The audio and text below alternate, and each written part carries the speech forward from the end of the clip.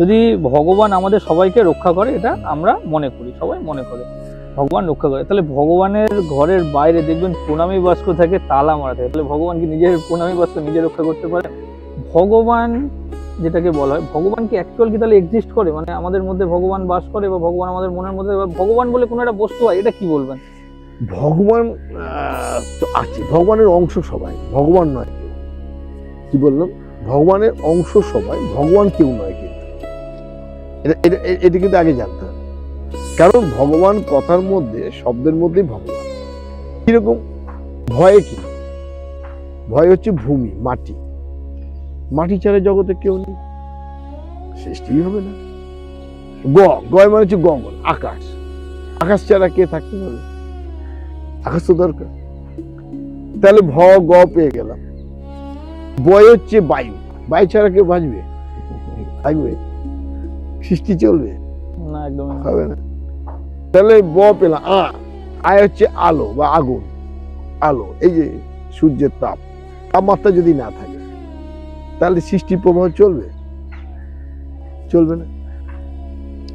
তাহলে ভগ বা পেলাম। নয় হচ্ছে নীর, নীর মানে হচ্ছে জল। জল যদি না থাকে, আমাদের শরীরে তো 3 ভাগ জল, 1 ভাগ মানে 3 ভাগ, 1 ভাগ শরীর আর 3 ভাগ জল আছে। জল কমে গেলে তো স্যালাইন ঢুকে ডাক্তার। জলই তো আমাদের জীবন। শুধু আমাদের না, সমস্ত উদ্ভিদ, প্রাণীকুল, এই ব্রহ্মাণ্ডে যা কিছু আছে, জল ছাড়া তাদের থাকবে? পাথরের পরে তার থেকেও রস নিয়ে বেঁচে আছে। তাহলে যদি ভগবান বলতে এটাকে বোঝায়, এই হচ্ছে ভগবান। আর এই ভগবানের অংশ সবাই, এক কোষী থেকে বহু কোষী। কি বললাম? তাহলে আপনি যদি ওটাই পারেন, ভগবান সৃষ্টি করেছে এই ব্রহ্মাণ্ড, তারপরে ভগবানকে দিয়ে, ভগবান নিজের অংশ দিয়ে তো ভগবান আবার তার ব্রহ্মাণ্ড সৃষ্টি করেছে। এই যে তোমরা ফোন বলো, ক্যামেরা বলো, এই যে বলো ঘর বাড়ি, যা কিছু, যা ডেভেলপমেন্ট দেখছো সারা বিশ্বে এখন অত্যাধুনিকতা, ভগবান অংশটাই তো করেছে। তাহলে ভগবান যদি এটাই হয়, জল, বায়ু, বাতাস, তাহলে আমরা মূর্তি পুজো তাহলে করছি না, তাহলে তিনি মূর্তি পুজোটা করছি। মূর্তির একটা ব্যাপার, গীতায় একটা ভগবান স্বয়ং বলছেন, ভগবান গীতাতে কামস্তত্ব হিত জ্ঞান হন্য দেবতা, কামস্তত্ব জ্ঞান ভবন্ত হন্য দেবতা তং তং নিয়ম অধ্যায় প্রকৃত নিয়ত। ভগবান গীতাতে বলছেন যে যারা মূর্তি পুজো করে, কামস্তত্ব জ্ঞান প্রবোধন্তন্য দেবতা, যারা মূর্তি পুজো করে তারা মূঢ়, বোকা, ভগবান বলছেন। কিন্তু মূর্তি কি শিখবে? দেখো, একটা ঘটনা হচ্ছে যে মূর্তিটা কি, যে আমি আমাকে দেখি। এই তোমরা যখন জিম ঘরে যাও, জিম করতে কেন যাও?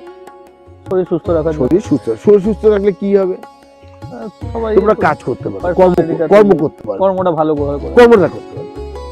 এইবারে ঘটনা কি, জিম করতে গেলে কি ফুল প্যান্ট পরে, জিন্স স্যুট বুট পরে যায় কেউ? না, তার জন্য আলাদা পোশাক আছে। এবার যারা জিম করে তাদের খাবার দাবারটাও আলাদা থাকে, একদম, ঠিক না? এবার তোমরা যেখানে জিম করো সেখানে সামনে একটা কি থাকে? আয়না থাকে। কেন থাকে? নিজে কতটা ডেভেলপ করতে পারছে ওটাকে দেখার জন্য। এই যে এটা একটা জিম ঘর, সাধকের এটা একটা জিম ঘর। এই যে মূর্তিটা দেখছো না, সাধক নিজেকে কল্পনা করছে, ওটা আয়না। সাধক নিজেকে কল্পনা করছে যে আমিও ওই, এবং সে তার মধ্যে সেটা ডেভেলপ করছে। কি বললাম? কিসের জন্য? জগতের কাজ করার জন্য, তার সেবক হিসেবে, তার স্রষ্টার সৃষ্টিকে রক্ষার জন্য, স্রষ্টার সৃষ্টিকে সুন্দর করার জন্য সে কাজ করছে। সে নিজেকে তার মধ্যে শক্তি সঞ্চার করছে, সামনে ওটা রেখে দিয়েছে, ওটা আয়না। কি বললাম? সাধকের কাছে ওটা কার্যকরী, কিন্তু তোমাদের কাছে ওটা কার্যকরী না। তোমাদের কাছে ওটা কি? দর্শনীয়। তুমি জিম করছো, আমি বাইরে থেকে দেখছি, বা দারুণ করছে, হাত তোলাচ্ছে, করছে, এই করছে। কিন্তু আমরা কি দেখছি? আমরা দেখছি, ছেলেটা দেখেছো কি সুন্দর জিম করছে, মেয়েটা দেখেছো কি সুন্দর মানে শরীর স্বাস্থ্য করছে, বলছি। কি বললাম? এটা আমাদের কাছে দেখা দর্শনীয়, কিন্তু যে জিম করছে তার কাছে কিন্তু এই আয়নাটা সবকটাই তার কাছে প্রযোজ্য। তাহলে অ্যাকচুয়ালি মূর্তির বলতে তাহলে কোনো মানে আমাদের এক্সিস্টই করছে না এরকম কোনো মূর্তি, বা মূর্তিটা তো সাধকদের কল্পনা। মানে এটা কোনো বাস্তবের সাথে এর কোনো মিল নেই তার মানে। বাস্তব সঙ্গে তার সঙ্গে সে তো বাস্তব, তার সঙ্গে মিল আছে, তোমাদের সাথে মিল নেই। মানে সে কল্পনা করছে আমার সামনে কালী ঠাকুর আছে, তাহলে না আমি ভাবলাম যে আমি কল্পনা করছি আমার মাকে এরকম, অত মা মানে আমি, আমার হৃদয় তো মা, তাহলে আমি আমাকে জাগ্রত করছি, বোঝা গেল? তাহলে সে মূর্তিটার সামনে খাবার দিয়েছে, বলে খাবারটা খাচ্ছে যে মূর্তিটা, না সাধক সে নিজেই খাচ্ছে এরকম মনে করছে? কি বললাম? বামদেব বলছে, বামদেব যে আমি সাধকের কথা বলি, বামদেব বলছে বড়মা তোর খিদে পেয়েছে,